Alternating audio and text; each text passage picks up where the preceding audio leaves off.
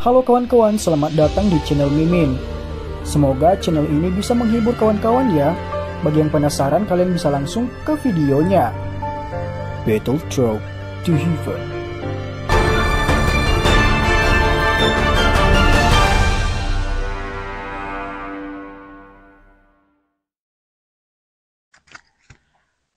Melanjutkan dari cerita sebelumnya.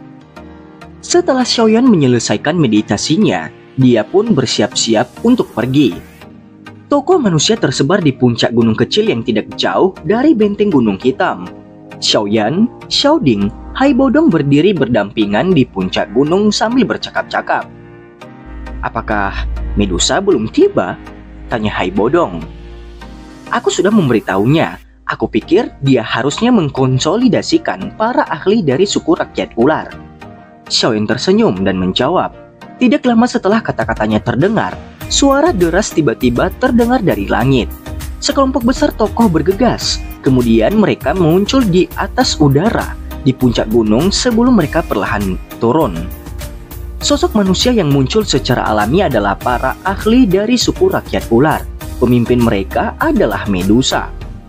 Mata samar Medusa berhenti di tubuh Xiaoyan saat dia mendarat. Setelah itu mereka menyapu menuju Haibodong dan yang lainnya. "Mari kita pergi jika kita semua sudah siap." Xiaoding sedikit mengangguk. "Pembunuhan kali ini akan mengikuti rencana awal kita. Saudara ketiga dan Medusa akan menyelinap ke kota dan menemukan kesempatan untuk membunuh Yan Luotian dan 3 tetua Mulan. Jika jejak kamu ditemukan atau pembantaian kalian gagal, Haibodong dan yang lainnya bersembunyi di luar akan memimpin orang untuk menyelamatkan kalian. Pada saat itu wajar jika kita menghancurkan orang-orang itu jika kita masih memiliki kesempatan. Jika itu benar-benar mustahil, kami akan mundur lebih dulu. Kami tidak dapat menanggung kerugian yang terlalu besar. Bagaimanapun kita saat ini tidak dapat menanggungnya," ucap Xiaoding. Semua orang mengangguk setelah mereka mendengar ini. "Hahaha. Kalau begitu, kami akan menunggu kabar baik secara diam-diam di benteng Gunung Hitam." Xiaoding juga tersenyum ketika dia melihat ini. Xiaoyan tersenyum dan mengangguk. Setelah itu melihat ke arah Medusa.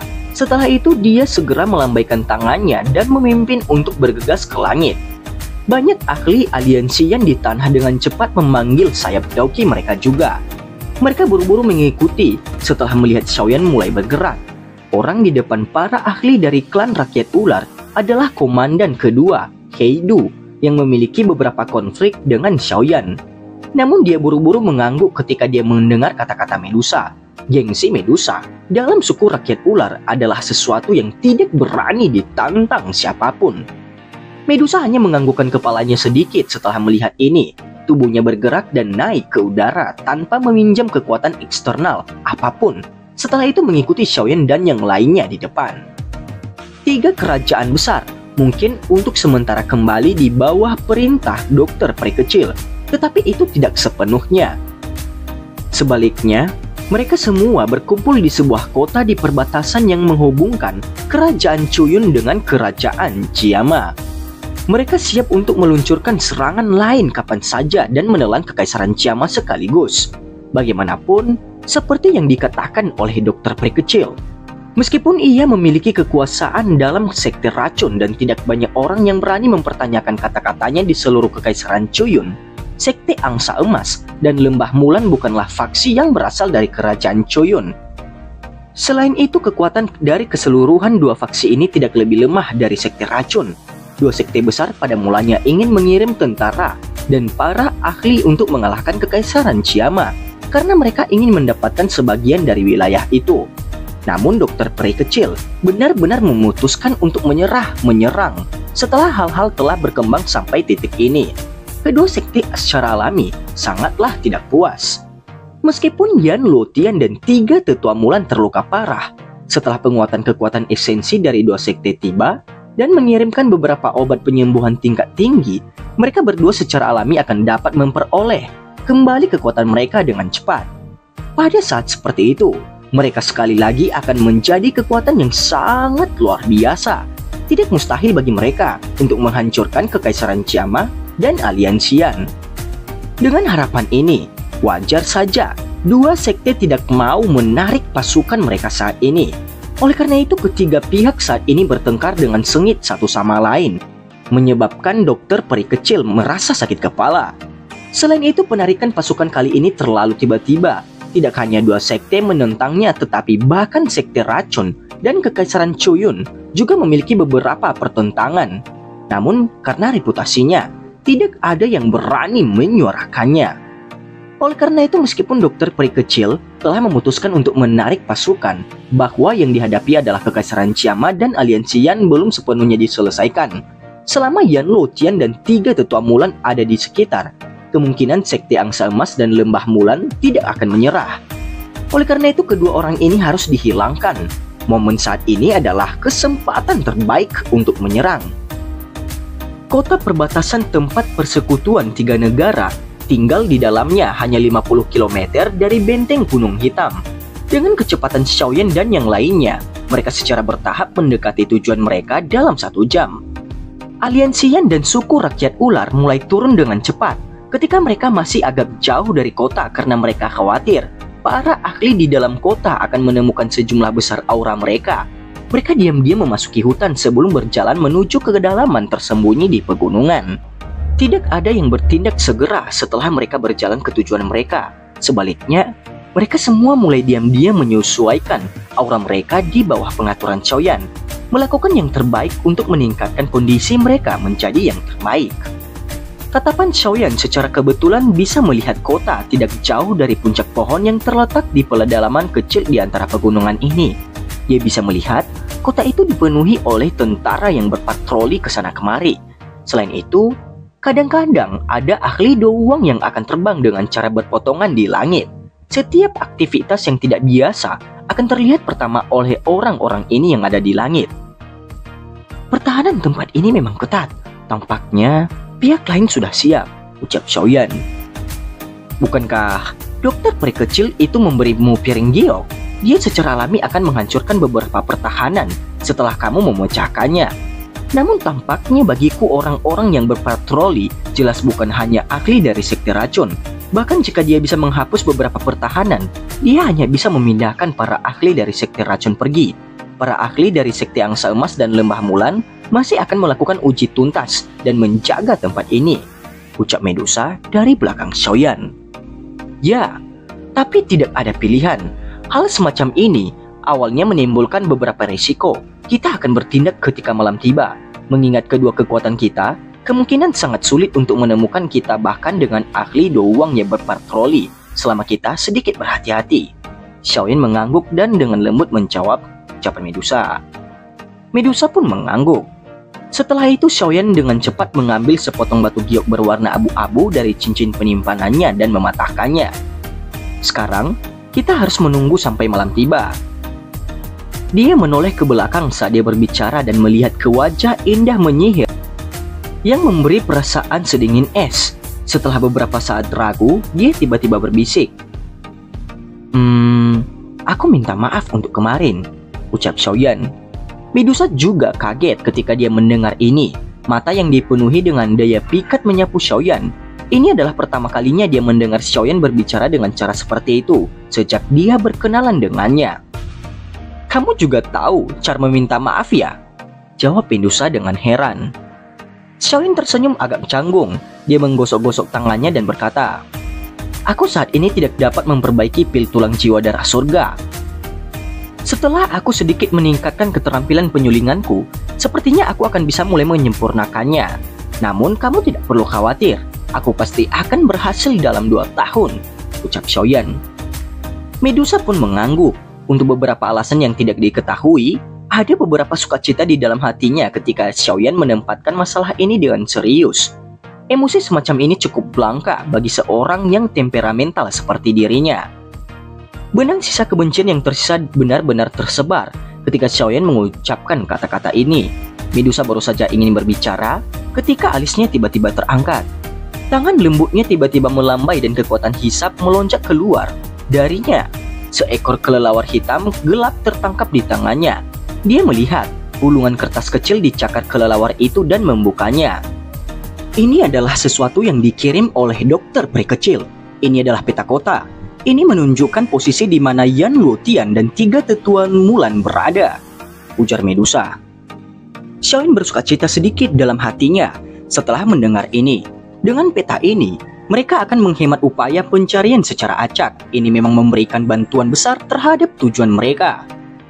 Yan Luotian berada di daerah tengah utara sementara 3 sesepuh Mulan berada di area barat. Sepertinya kita perlu berpisah dan bertindak. Meskipun Yan Luotian terluka parah, dia pada akhirnya masih seorang elit Douzong.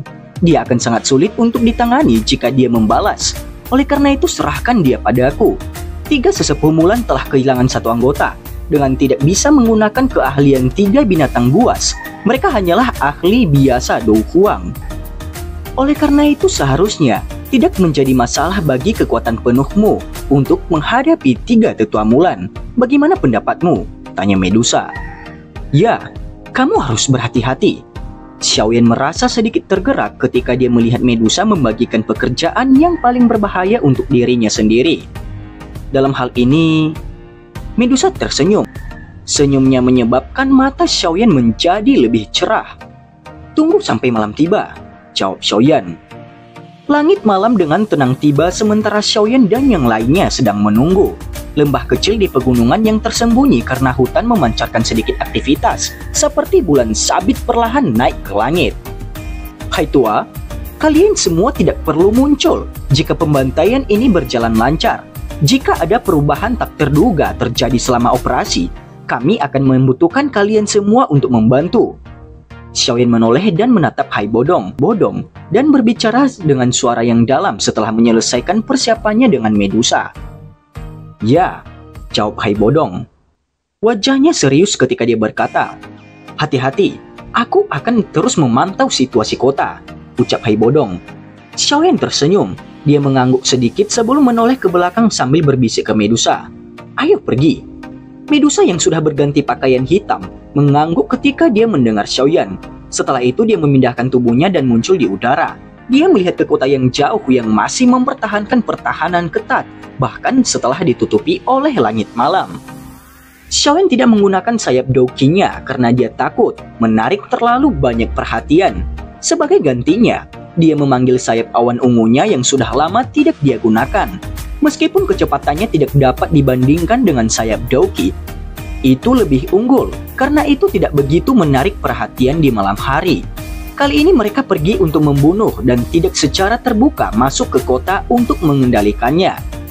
Dengan kecepatan mereka berdua, mereka muncul di tempat yang tidak jauh dari tembok kota dalam beberapa nafas. Lebih dari setengah dari ahli Dou Huang yang berpatroli di tempat itu sudah dipindahkan. Para prajurit biasa yang tersisa mungkin jumlahnya besar, tetapi mereka tidak memiliki ancaman apapun terhadap Xiaoyan dan Medusa. 2 sosok mereka diam-diam berdiri dalam kegelapan.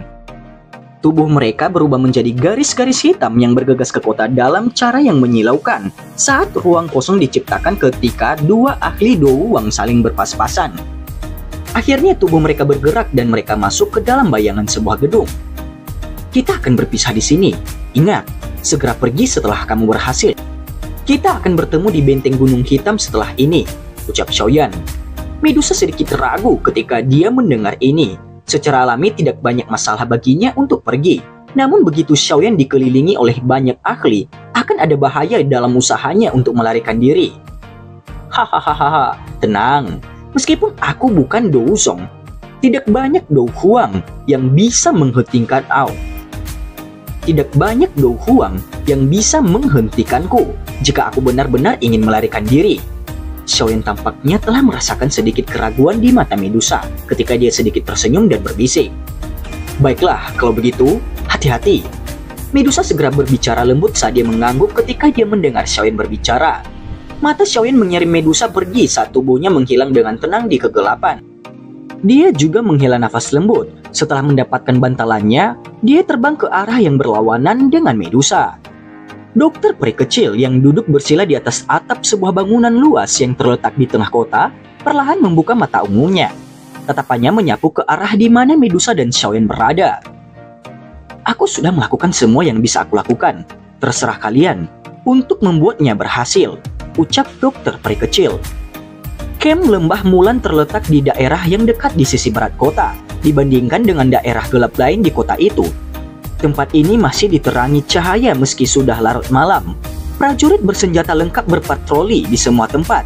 Ahli Do Wang berulang kali terbang di udara.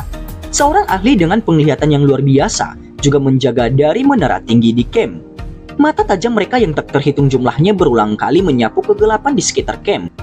Sumbu seperti alarm di tangan mereka, siap untuk menembak kapan saja. Melihat pertahanan yang ketat dari tempat ini, mereka sangatlah waspada. Xiaoyan pun langsung berusaha supaya tidak ketahuan oleh para penjaga itu. Selama waktu itu, Xiaoyan dengan cepat memasuki camp Lembah Mulan. Medusa sudah muncul di wilayah terdalam dari Sekte Angsa Emas di atap sebuah aula yang sangat mewah, yang menempati ruang yang sangat besar. Mata Medusa menyapu tempat itu dengan sikap acuh tak acuh. Dia melirik celah di antara ubin. Dia mendengar gelombang erangan wanita yang terdengar dari dalam dan juga tawa pria cabul yang familiar. Rasa dingin di matanya menjadi lebih padat. Dia sudah lama mendengar bahwa pemimpin sekte dari Sekte Angsa Emas itu sangat cabul. Tapi dia tidak mengharapkan dia masih menemukan waktu untuk kenikmatan fisik pada waktu seperti ini. Medusa menjentikan jarinya, dan benang kecil yang luar biasa seperti 7 energi berwarna perlahan-lahan teraglomerasi di ujung jarinya. Energi terkumpul di ujung jari Medusa, tetapi dia tidak segera bertindak. Dia menutup matanya dan tampaknya telah memasuki kondisi latihannya. Tubuhnya tidak melakukan gerakan sekecil apapun sementara energi di ujung jarinya menjadi kental. Hanya satu gerakan pembunuhan yang benar yang dibutuhkan. Seorang pembunuh juga sama hanya membutuhkan satu serangan. Oleh karena itu, dia perlu memahami peluang terbaik. Kembali ke camp Lembah Mulan. Sebuah tenda yang bahkan lebih besar dari tenda biasa berdiri di tengah-tengah perkemahan Lembah Mulan. Sosok hitam dengan tenang muncul dari bayang-bayang tenda. Mata sosok itu mengamati tenda, dan sedikit panas muncul di udara sesaat kemudian. Segera mengungkapkan lubang yang sangat kecil di tenda besar. Situasi di dalam tenda juga terserap ke matanya. 3 orang tua duduk di dalam tenda yang terang itu. Dari penampilan mereka secara alami adalah 3 sesepuh Mulan. Pada saat ini, mereka bertiga telah membentuk bentuk segitiga. Semua mata mereka tertutup rapat. Lubang hidung dari mereka bertiga memancarkan energi merah darah.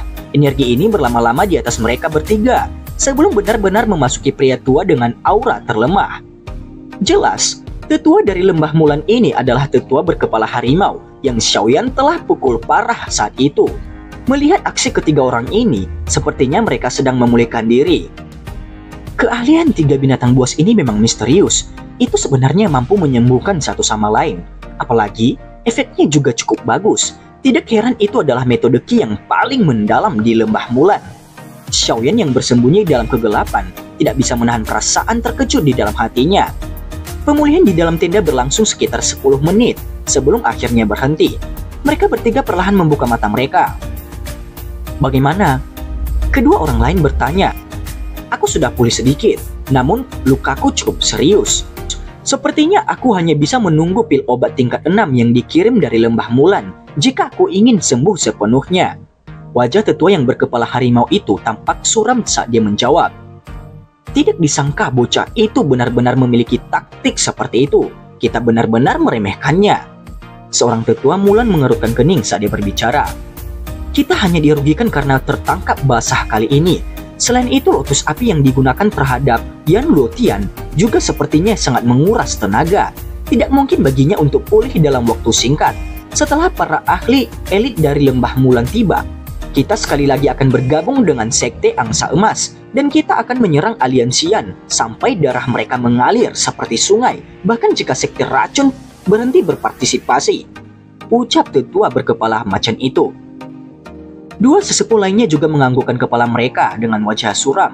Jika mereka kembali dengan tangan kosong dari serangan gabungan mereka pada kekaisaran Chiama, bagaimana mungkin Lembah Mulan mereka memiliki wajah untuk berdiri di wilayah barat laut ini di masa depan?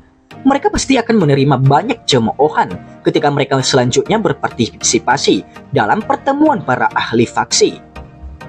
Syuk! Suara mendadak peluit tajam muncul tepat saat mereka berdua menganggukkan kepala mereka. Suara tindik telinga terdengar di seluruh camp. Ekspresi dari tiga tetua Mulan berubah drastis ketika mereka mendengar suara peluit ini. Mereka tidak berhenti. Sebagai gantinya, mereka berdua bergerak untuk melindungi tetua berkepala harimau yang terluka di belakang mereka.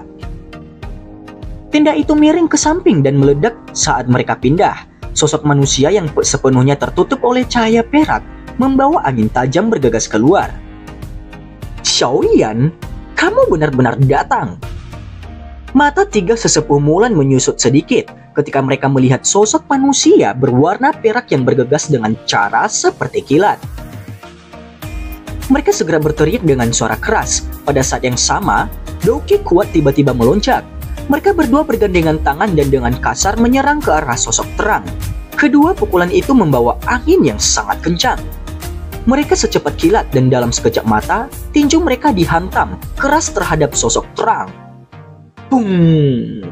Sosok cahaya itu gemetar ketika menerima pukulan berat tersebut. Itu segera tersebar di depan mata kaget milik ketiga tetua Mulan. Hah? Bayangan? Setelah mendapatkan pengalaman bertukar pukulan dengan Xiaoyan, sebuah petir melintas di hati kedua tetua. Mereka tiba-tiba mengubah tubuh mereka dengan cemas dan bisa melihat sosok hitam berdiri di samping tetua berkepala macan dengan cara seperti hantu. Tangannya yang seperti cakar elang dengan kuat memegang leher tetua itu. Xiaoyan, apa yang ingin kamu lakukan? Dan cerita pun bersambung. Terima kasih telah mendengarkan Mimin sampai akhir ya. Dan jangan lupa nantikan cerita selanjutnya.